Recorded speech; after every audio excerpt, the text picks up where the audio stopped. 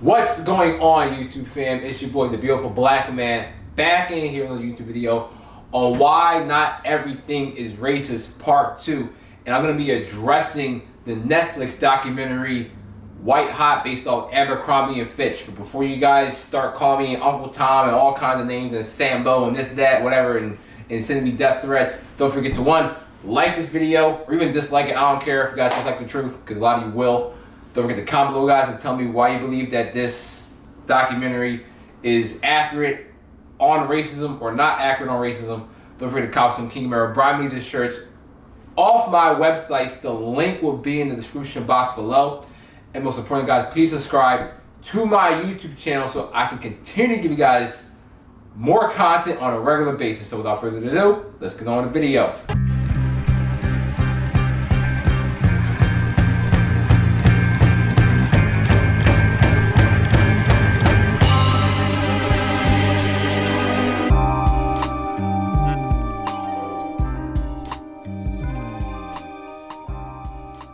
So, ladies and gentlemen, the White Hot documentary was one of those like witch hunt documentaries on like racism about the fall of Abercrombie and Fitch. And even though like they did fall, they didn't make it like a whole racist thing, but like they made it an extreme. And the reason behind that is because they were trying to promote a white image, you know, white American, thin, like in shape and whatever. And I'm not defending like the main photographer because I don't like him, and you guys probably can guess why I'm not a big fan of him, or the CEO. Was it Mike Weber or Mike Jeffries or something like that? Whatever his name is. I'm not defending any of those guys really, or their actions, whatever.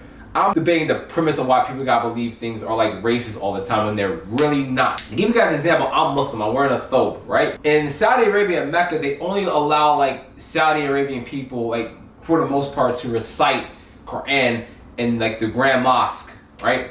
And it's not because out of racism. They just want to they don't want to allow outside cultures to influence how the Meccans have always done things. Even though Islam is originated for everybody, you know, it originated there, and they don't want to let other outside sources like, kind of like divulge and dilute the way things have always been done there. Because, you know, many cultures who even like nations and whatnot, and cultures that primarily are like, you know, Islamic followers and whatnot, they sometimes put their different spin off certain things and add certain things to religion that aren't there. Things become like common like acts to do, and they kind of associate that religion sometimes, but they're clearly not. And sometimes, and you know, and they want to keep like the Arabic like speaking and recitation of the Quran very pure. So like that's not racist, just like a way to preserve things the way that it's been done for the sake of the religion. Now another thing, like for example, like I had Caucasian when I was dating. One of the things she had to do to be my, you know, my woman at the time, she had to like learn how to cook African food. And if this woman were gonna say something like put raisins or whatever in cassava leaf or cream, it would have been a big problem. Like, no, don't cook it your way.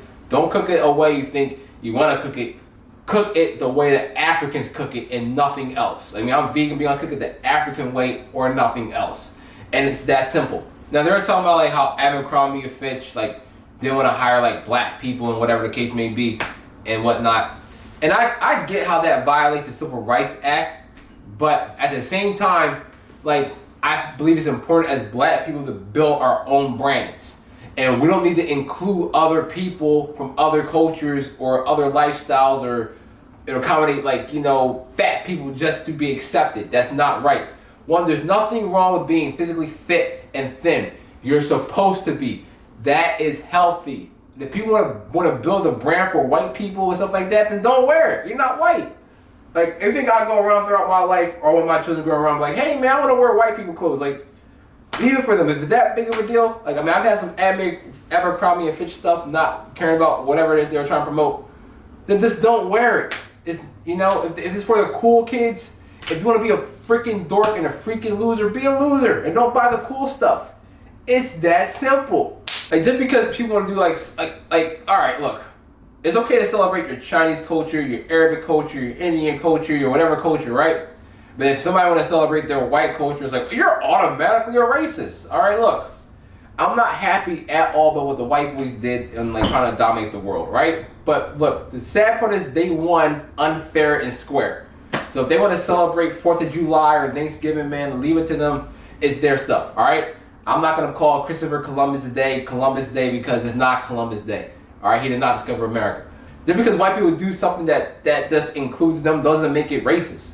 Like if I have an African, if I celebrate Sierra Leone Independence Day, welcome to our salon party. Or do something like in my culture that's like part of my tradition, and I don't want white people to be a part of it, well then I'm marketing towards my own demographic, bro.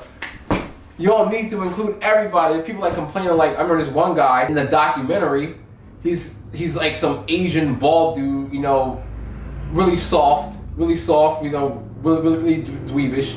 He's like, you know, we don't look like that, so like they should be marketing towards us. Like, bro, nobody wants to look like you, fat, overweight, stupid, and unattractive. And I'm not saying the most attractive guy either, but I'm saying we shouldn't promote people for not being excellent. We should promote excellence. We live in a soft ass world where we just want to hand out participation trophies to everybody. Exclusivity is what's up. Like for example, the thing that makes like, you know, like a Ferrari special, even like a Porsche, because there's like a little bit of an air of exclusivity in that brand. You gotta work for something, you know what I mean? Or even like being a fighter. Not everybody has the balls or the girth or the wherewithal to be a fighter. So when you're a fighter, you get like a certain level of respect that other athletes doesn't, that like they don't get it. You know what I mean? Like I'm wearing a thobe, and like Muslims wear like, you know, like pretty like, you know, modest clothing and like hijab. The women, they wear like long gowns or whatever. Like they don't have to make like hijabs and Muslim attire like in lingerie for like Victoria's Secret to market towards Muslims like they're Mia Khalifa. And yes, I'm not gonna pretend like I'm one of those Muslims who don't know who Mia Khalifa is. Okay, to put it out there, you don't need to market to that demographic to include Muslims for lingerie, like, you know, the lingerie hijab or something, or the edible niqab or whatever the case may be, bro. Like you don't need to do all of that. You don't need to market to that demographic to include Muslims for lingerie, like, you know, the lingerie hijab or something, or the edible niqab or whatever the case may be, bro. Like you don't need to do all of that. Not everything has to be included. Like let this certain demographic wear what they're gonna wear. Let us black people wear our state property, our rocker wear. We had G-Unit back in the day.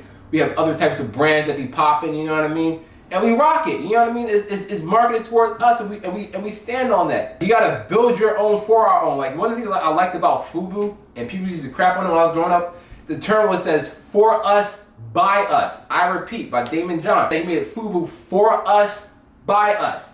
And nobody was crying saying it was racist. We ain't marketing towards white people, and we shouldn't even market towards fat people. Nobody who's fit and in shape complains about a brand that markets towards fat people. They don't want it. We don't want it. Like, we don't need it. Like, keep it. Please keep it. This is one of the pages I like on Instagram called Dark Skinned Women. I really love dark skin. People know that, right? No sugar, no cream, right? That's my favorite preference. Not a deal breaker from. It's not, you know, like my aesthetic preference if I had to pick, right? In the bedroom with lights on. You really have no choice on what kind of skin color you're born with. Like again, in several of the videos, I tell you what, you as a black people should be proud of your dark skin. But being fat is a choice, and we don't need to accommodate because you choose to live an unhealthy lifestyle. Anyway, guys, that's gonna wrap up my video on why not everything is racist part 2. Don't forget to like this video. Don't forget to comment below, guys. Tell me what you guys thought about the White Hot documentary. Don't forget to cop some Kamara Brimezus t-shirts off my Teespring. The link will be in the description box below. And most importantly, guys, please subscribe to my YouTube channel so I can continue to give you guys more content on a regular basis. It's your boy Brimezus. I will see you guys next time.